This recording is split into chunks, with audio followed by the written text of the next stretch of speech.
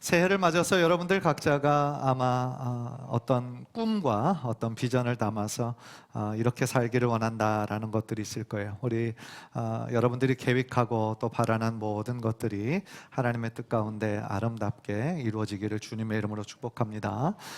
또한 우리 교회적으로 우리가 한 마음으로 또 하려는 것이 성경 통독이에요.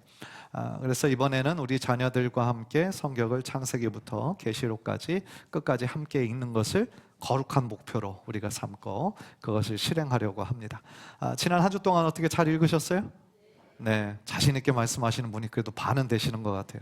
나머지 분들도 다음 주에 제가 물어볼 때는 좀 같이 대답하셨으면 좋겠습니다. 처음이라 아직은 따라잡기가 쉬워요. 네, 그래서 여러분들 창세기 어제까지 17장까지 읽었는데 창세기의 말씀을 통하여 우리가 다시 한번 하나님의 마음과 하나님의 뜻을 깨닫게 되는 은혜가 있죠. 그래서 이번에 올해는 특별히 주일날 같은 본문, 같은 주제를 가지고 우리 자녀들도 다 동일하게 말씀을 들어요. 각 부서마다.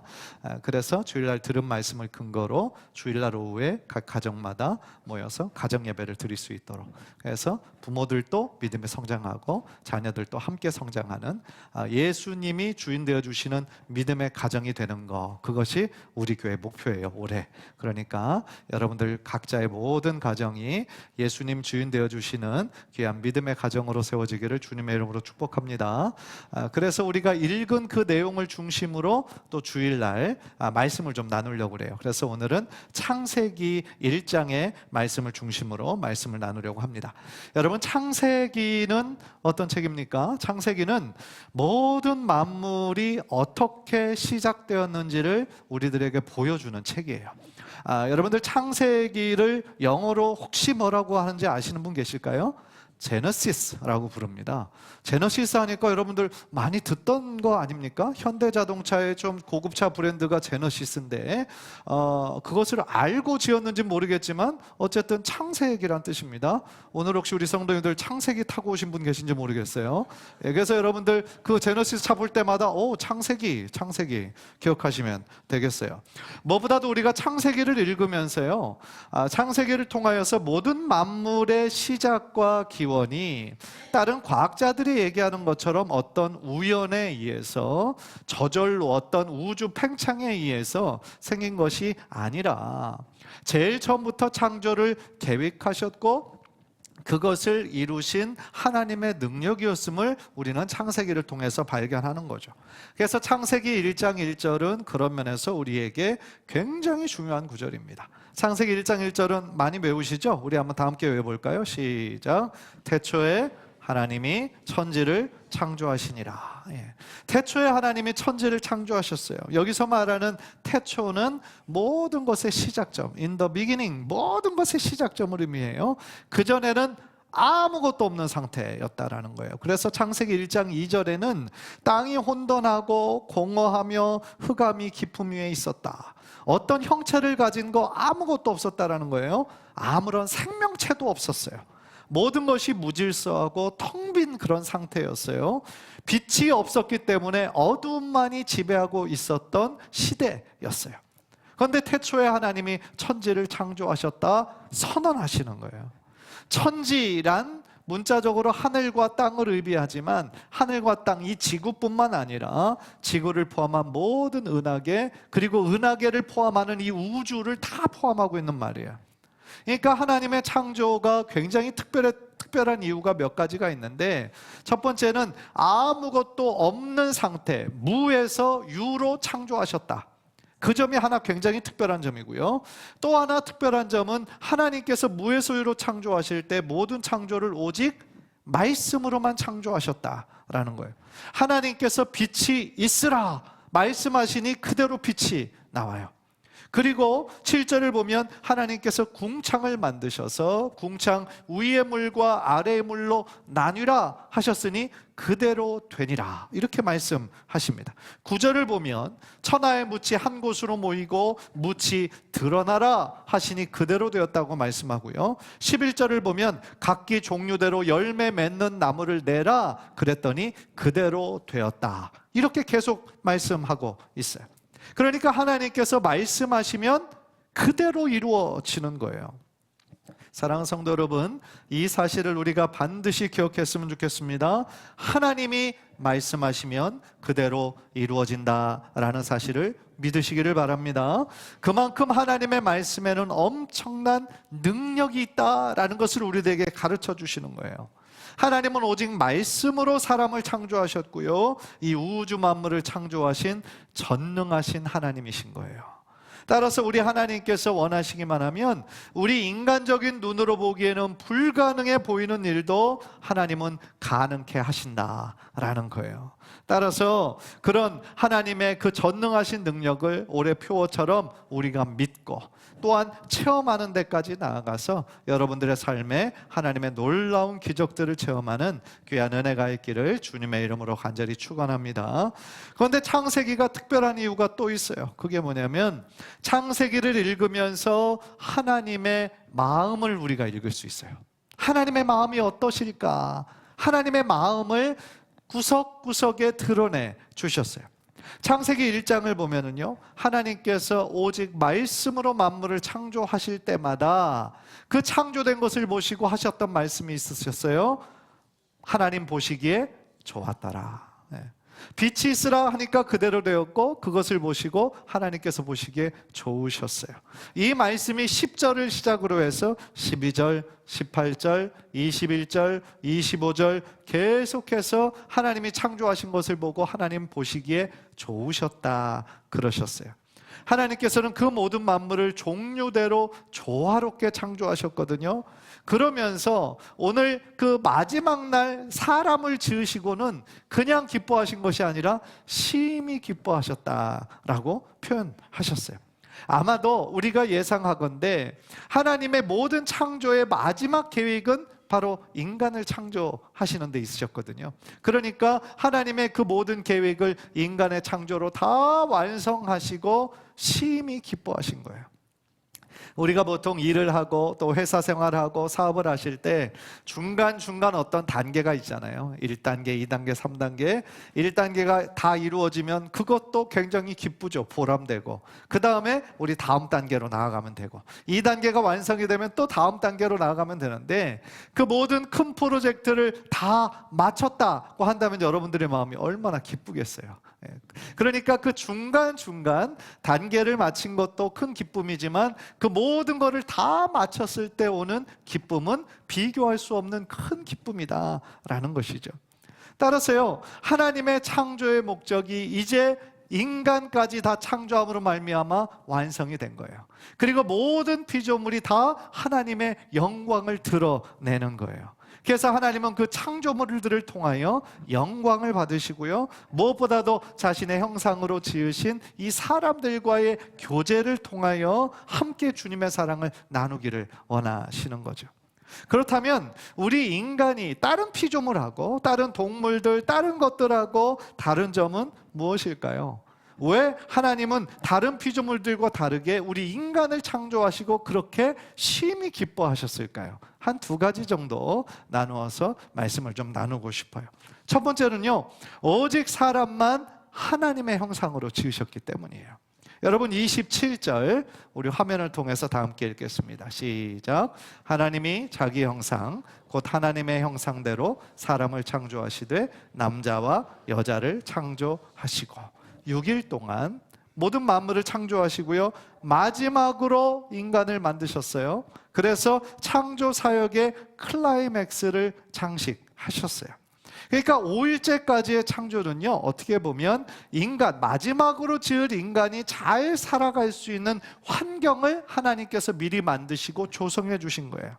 그러니까 하나님은 그 정도로 다른 피조물보다 우리 사람을 특별하게 생각하시고 사랑하셨다라고 하는 증거가 되는 거예요.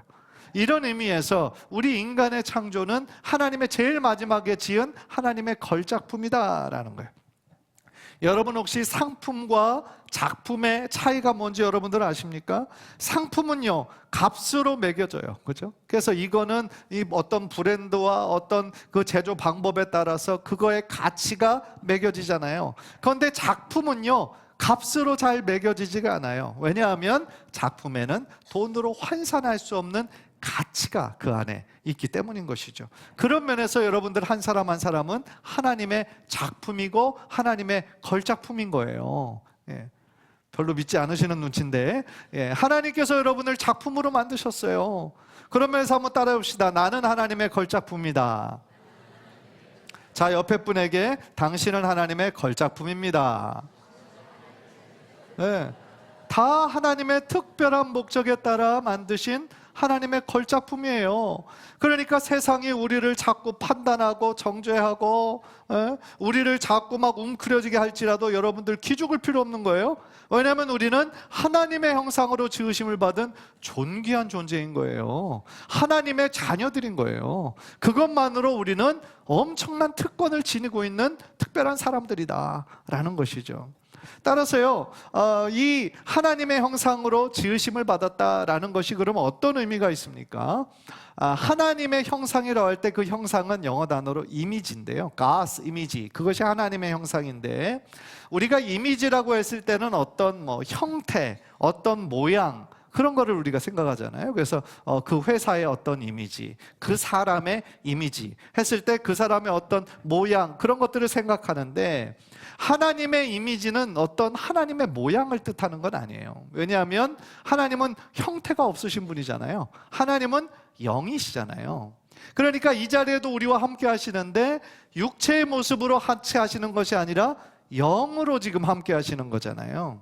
따라서 우리를 하나님의 형상으로 만들었다는 것은 어떤 하나님의 모양을 의미하는 것이 아니라 오직 인간에게만 하나님의 뜻을 알 수 있는 지식, 또한 하나님과 교류할 수 있는 감정, 그리고 우리들에게만 선택할 수 있는 이 의지를 우리들에게 주셨다라는 거예요. 지정의적 존재로 만드신 거, 우리를 인격적인 존재로 만드신 거, 그것이 하나님의 형상으로 지으심을 받은 의미예요. 또한 동시에 오직 인간들만 하나님과 교통할 수 있는, 교제할 수 있는 특권을 우리들에게 주셨어요. 이 땅에 존재하는 수많은 동물들 있잖아요. 그런데 수많은 동물들 중 어떤 동물도 하나님과 교제할 수 있는 것이 없어요. 그런데 오직 우리 인간만 우리 창조주 하나님과 교제할 수 있는 특권을 주신 거예요. 얼마나 감사합니까? 그러니까 영이신 하나님과 우리가 교제가 가능하다라는 것은 무슨 뜻입니까? 우리를 영적인 존재로 만드셨다라는 뜻이에요. 그러니까 우리는 본능 따라 살아가는 짐승하고는 다른 거예요. 우리는 영적인 존재들인 거예요. 시편 8편을 보면은요, 다윗이 이렇게 하나님께 감사하고 찬양했어요. 우리 한번 다 함께 읽읍시다. 시작. 사람이 무엇이기에 주께서 그를 생각하시며 인자가 무엇이기에 주께서 그를 돌보시나이까. 그를 하나님보다 조금 못하게 하시고 영화와 존귀로 관을 씌우셨나이다. 다윗이 생각할 때 사람이 과연 어떤 존재이길래 하나님께서 이렇게 우리를 생각하시고 돌보십니까? 우리와 같이 이렇게 연약하고 한계가 명백한 사람들을 왜 하나님이 그렇게 사랑하십니까? 그러면서 8장 5절에 하나님보다 조금 못하게 우리를 만드시고 영화와 존귀로 관을 씌우셨다라고 얘기를 해요. 그러니까 영화와 존귀로 관을 씌우셨다라는 것은 그만큼 우리에게 하나님의 자녀에 걸맞는 그 존귀와 관을 우리들에게 씌워주셨다라는 얘기예요. 내가 잘나서 내가 능력이 많아서가 아니라 우리 안에 있는 하나님의 형상으로 인해서, 하나님의 형상으로 지음받은 존귀한 존재이기 때문에 그렇다라는 거예요. 그리고 하나님과 우리와 대화를 나누고 교제할 수 있는 그 창구를 주셨는데 그게 바로 영이에요. 영. 창세기 2장 7절 보세요. 우리 다 함께 읽읍시다. 시작. 여호와 하나님이 이 땅에 흙으로 사람을 지으시고 생기를 그 코에 불어넣으시니 사람이 생명이 되니라 그랬어요. 이 생명, 살아있는 영이 되니라는데 다른 보통 성경에서는 그냥 생명체를 의미한다라고 얘기하는데 영어 성경 킹 제임스 버전을 보니까 living soul이라고 얘기를 했어요. 살아있는 영혼, 살아있는 영이 됐다.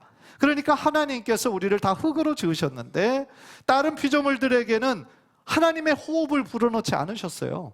그런데 우리 인간들에게만 하나님의 호흡을 우리들에게 불어넣으셨고 그때부터 우리는 생명, 살아있는 영이 되었다 라는 것이죠.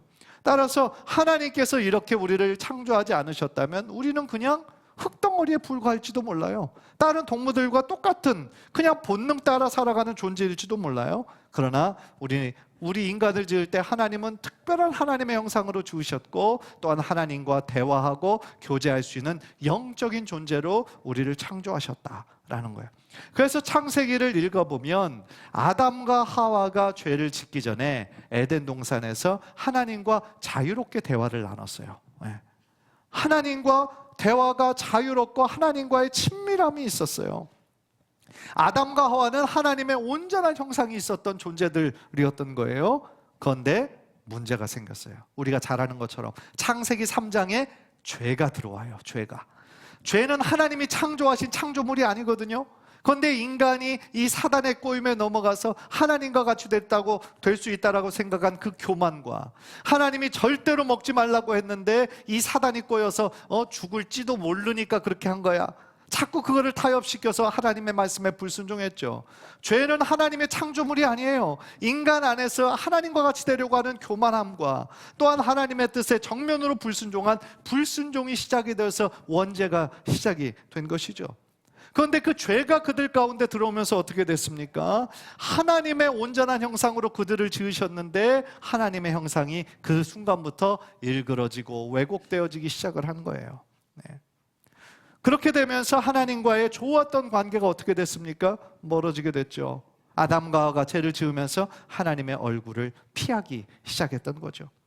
죄로 인해 하나님의 형상을 잃어버리게 된 거예요. 그래서 이제 사람 안에는 우리가 하나님의 형상으로 지으심을 받았다라는 것은 우리가 하나님의 자녀로서 하나님을 닮아가야 되는 거거든요. 하나님의 거룩하심과 하나님의 사랑과 하나님의 그 선과 하나님의 의로움을 우리가 닮아가야 되는 그런 존재인데, 이 죄로 인해서 그 생명력을 잃어버리게 된 거예요. 그런데 소망이 없었죠. 우리의 죄로 인해서 하나님의 형상도 일그러지고 왜곡되어질 뿐만 아니라 하나님과의 관계도 완전히 멀어지게 됐잖아요. 그런데 우리 하나님께서 우리를 너무 사랑하셔서 자신의 아들 독생자 예수 그리스도를 보내셨는데, 그 예수님을 설명하는 것이 가장 완전한 하나님의 형상인 예수 그리스도를 보내주셨다라는 거예요. 골로새서 1장 15절 보세요.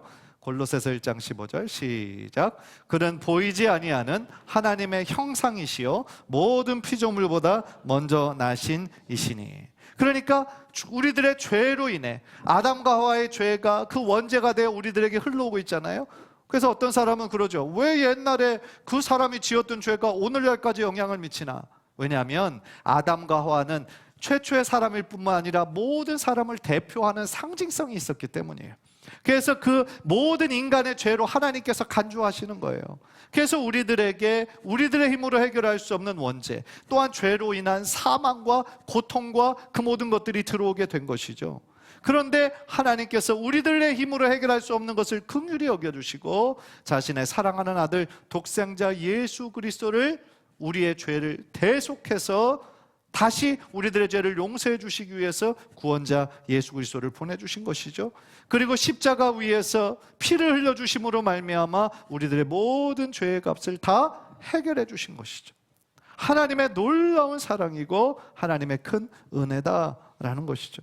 그래서 우리가 나의 죄를 회개하고 예수님을 나의 구원자로 받아들이는 순간 우리는 새로운 생명을 얻게 되는 것이고 새로운 존재로 다시 태어나게 되는 거예요. 그래서 그전에는 죄의 노예로 있었잖아요. 내가 죄를 지어서 죄인이 아니고 죄인이기 때문에 자꾸 죄를 짓는 거예요. 그러다가 우리는 하나님의 자녀로 변화되었죠. 어두움 가운데 있었는데 그 어두움이 어둠인 줄도 몰랐단 말이에요. 우리가 다 그렇게 사는 줄 알았단 말이에요. 그런데 하나님께서 어두움 가운데 있던 우리를 건져내셔서 하나님의 자녀, 빛의 자녀 되게 하셨잖아요. 그리고 또 하나 중요한 변화가 있는데 그게 뭐냐면 우리의 죄로 인해서 일그러지고 왜곡되어졌던 하나님의 형상이 제일 처음 아담과 하와를 지을 때 창조하셨던 하나님의 온전한 형상이 우리가 예수 그리스도를 믿음으로 말미암아 그 하나님의 형상이 회복되기 시작하는 거예요. 우리 안에서. 그게 놀라운 변화다라는 거예요. 로마서 8장 29절 30절 우리 화면을 한번 보면서 잘 읽으시길 바랍니다. 시작. 하나님이 미리 아신 자들을 또한 그 아들의 형상을 본받게 하기 위하여 미리 정하셨으니 이는 그로 많은 형제 중에서 맏아들이 되게 하려 하심이니라. 또 미리 정하신 그들을 또한 부르시고 부르신 그들을 또한 의롭다 하시고 의롭다 하신 그들을 또한 영화롭게 하셨느니라. 아멘. 하나님께서 우리를 창세전에 구원하시려고 예정하셨잖아요. 그런데 그 예정하신 이유가 뭐라고 말씀하십니까? 29절에서 아들의 형상을 본받게 하기 위하여. 지금 여기서 말하는 아들은 누굽니까? 예수님이잖아요. 그러니까 우리를 구원해 주신 이유가 뭐라는 거예요? 예수님의 형상을 본받기 위하여. 그런데 방금 전에 우리가 골로새서 1장에 예수님의 형상은 곧 누구의 형상이라고 그랬습니까? 하나님의 형상이잖아요. 그러니까 하나님의 자녀로서 다시 온전히 회복되기 위해서 예수님을 이 땅에 구원자로 보내주셨다라는 거예요. 따라서 우리가 예수의 은혜로 우리가 구원받은 이후 우리의 속사람이 새로워지고 우리가 잃어버렸던 하나님의 형상이 다시 회복되어지는 놀라운 은혜를 경험하게 되는 거예요. 고린도후서 5장 17절, 그런 면에서 이 구절은 새롭게 우리에게 다가올 수 있어요. 다 같이 시작. 그런즉 누구든지 그리스도 안에 있으면 새로운 피조물이라. 이전 것은 지나갔으니 보라 새 것이 되었도다. 누구든지 그리스도 안에 있으면, 이 얘기는 우리가 예수 그리스도를 믿음으로 예수 그리스도와 영원한 교제 가운데 들어가면 어떻게 된다는 거예요? 새로운 피조물이 된다. 영어로 보니까 new creation이다 그랬어요. 새로운 창조물이 된다 라는 뜻이에요. 그러니까 우리 인간이 제일 처음 창조되었을 때 하나님의 형상으로 존귀하게 우리를 지으셨다고 그랬잖아요. 그런데 아담과 하와의 죄로 말미암아 그 형상을 잃어버렸잖아요, 우리가. 그런데 우리가 예수 그리스도를 믿어서 주님 안에서 새로운 존재가 될 때 하나님께서 우리를 제일 처음 의도하셨던 하나님의 형상이 우리 안에서 다시 어떻게 된다고요? 회복되는 은혜가 있다라는 거예요.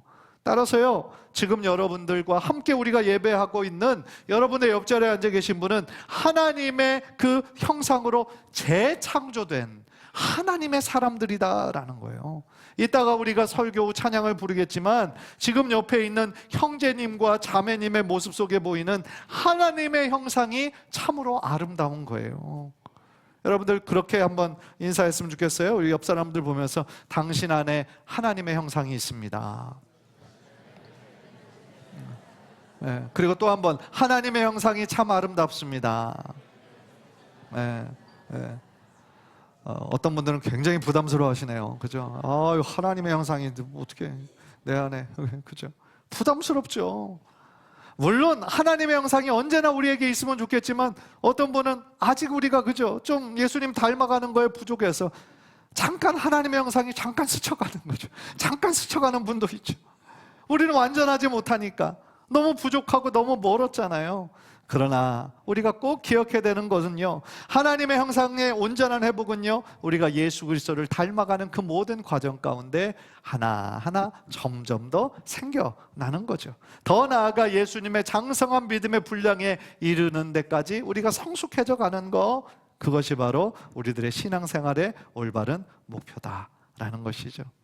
따라서요, 우리가 아직은 많이 부족하지만 나의 모습을 통하여 예수님의 좀 그 모습이 보이고 나의 삶에 예수의 향기 나는 그런 사람들이 되어서 주변에, 여러분들 가정에, 또한 여러분들의 직장과 여러분들의 사업타에 예수님의 아름다운 향기를 드러내는 귀한 성도님들 모두 되시기를 주님의 이름으로 간절히 축복합니다. 두 번째로, 하나님께서요 인간을 창조하시고 심히 기뻐하셨던 이유는 오직 인간에게만 하나님의 뜻을 수행하게 하셨기 때문에 그래요. 여러분들 28절 보세요. 28절 다 같이 읽읍시다. 시작. 하나님이 그들에게 복을 주시며 하나님이 그들에게 이르시되 생육하고 번성하여 땅에 충만하라. 땅을 정복하라. 바다의 물고기와 하늘의 새와 땅에 움직이는 모든 생물을 다스리라 하시니라. 아멘. 제일 마지막에 뭐라고 그랬습니까? 바다의 물고기, 하늘의 새와 땅에 움직이는 모든 생물을 다스리라 라고 말씀하셨던 거죠. 그러니까 하나님의 형상대로 지음받은 인간이 다른 동물들, 다른 식물들보다 우위에 있음을 증명하는 거죠. 그러나 이 명령을 많은 사람들이 오해했어요. 왜곡했어요. 땅을 정복하고 만물을 다스리라는 것은 인간의 마음대로 자연을 착취하라는 뜻이 아니에요. 오히려 하나님의 창조의 목적대로 잘 가꾸고 보존하라는 뜻이에요. 그런데 안타까운 사실은 역사적으로 살펴볼 때요, 수많은 사람들의 욕심과 탐욕으로 말미암아서 지구의 아름다웠던 온전했던 자연이 너무 심하게 파괴된 거예요. 그 결과로 지금 전 세계가 환경의 위기 상황을 지금 우리가 맞이하고 있잖아요. 그래서 그거는요, 단순히 어떤 특정한 식물, 특정한 동물, 특정한 물고기에만 해당되는 게 아니라 우리들 모두에게 악영향을 미치고 있어요. 여러분들 가끔씩 뉴스나 다큐멘터리에서 그런 모습 본 적이 있습니까? 막 동물들이 아파서 죽어가고 있는데 한번 이렇게 해부해 보면 그 속에 플라스틱 쓰레기가 가득한 거죠. 예, 물고기를 잡아서 그 물고기의 뱃속을 한번 감아보니까 그 안에도 온갖 플라스틱 쓰레기들이 가득한 거예요. 그런데 결국 그것을 또한 우리가 먹잖아요. 우리가 편리해서 사용하고 그것을 함부로 버렸더니 그것들이 동물들, 물고기들이 먹고 고통하고 우리가 또 그거를 먹고 악순환이 지금 벌어지고 있는 거죠. 그뿐 아니라 요즘 뉴스들을 보면 지구온난화, 그죠? 지구온난화로 인해서 기후가 마치 재앙처럼 전 세계적으로 일어나죠. 곳곳에 지진 소식이 그전보다 더 많아진 거 여러분들 느끼시나요? 산불, 홍수 피해 끊이지 않아요. 미국뿐만 아니라 캐나다 한쪽 대륙은 엄청 뜨겁고 또 반대쪽은 엄청 추운 이상현상이 계속해서 벌어지는 거예요. 그래서 세계 토픽 뉴스를 보면 100년 만에 한 번 나올까 말까 한 그런 일들이 일어났다. 그런데 문제는 그런 뉴스들을 우리가 앞으로 더 많이 접하게 될 거라는 거예요. 더 많이 그런 일들이 일어나요. 이유가 뭡니까? 인간의 끝나지 않는 욕심 때문이다라는 거죠. 돈을 많이 벌려고 자연을 무작정 파괴하고 나무와 숲을 밀어버렸기 때문인 거죠. 그러니까 동물들은 자신들이 살던 그 서식지인데, 집인데 그것을 빼앗기게 되는 거예요, 갑자기. 그러니까 하나님의 창조의 질서대로 그 모든 것들이 움직이지 못하니까 온갖 부작용이 이 세계에 흘러넘치고 있다는 거죠. 그러니까 지금 전 세계적으로 탄소 중립을 이루기 위해서 2050년까지 전 세계가 지금 합의를 했잖아요. 그때까지 공동으로 탄소를 우리가 감축하자. 그래서 지금 여러 가지 실천 방안을 막 제시하고 있잖아요. 사실 많이 늦었죠. 많이 늦었어요. 그러나 그래도 긍정적인 거는 자연과 환경 문제를 심각하게 바라보고 공동으로 대처하기 시작했다는 거는 그건 좋은 사인인 것이죠. 그런데 그런 좋은 흐름 속에서 러시아와 우크라이나의 전쟁이 지금 3년째 지속이 되잖아요. 이스라엘과 하마스 간의 그 전쟁으로 인해서 지금 중동 지역이 완전히 지금 난리가 났잖아요. 그래서 계속하여 전 세계 사람들이 시름하고 고통 가운데 있는 상황을 우리가 지금 살아가고 있는 거죠. 너무나 안타까운 거예요. 사랑하는 성도 여러분, 하나님은 우리 모든 인간을 이 땅의 정복자나 파괴자로 우리를 부르신 것이 아니에요. 관리자로 부르신 거예요. 관리자로 세우신 거예요.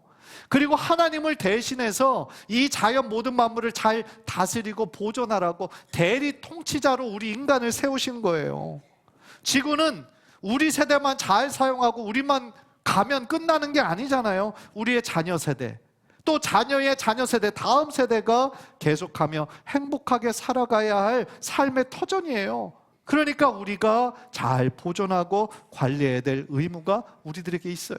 그리고 그것이 하나님의 뜻이에요. 여러분, 간절히 바라기는 하나님께서 이 모든 자연을 하나님의 그 섭리와 사랑으로 다스렸던 것처럼 우리도 역시 이 하나님의 대리 통치자로서 이 자연을 사랑하고 또한 잘 관리해서 정말 하나님께 우리의 사명을 다했다고 하나님께 칭찬 듣고 하나님께 큰 영광 올려드리는 귀한 성도님들 모두 되시기를 주님의 이름으로 간절히 축원합니다. 기도하겠습니다.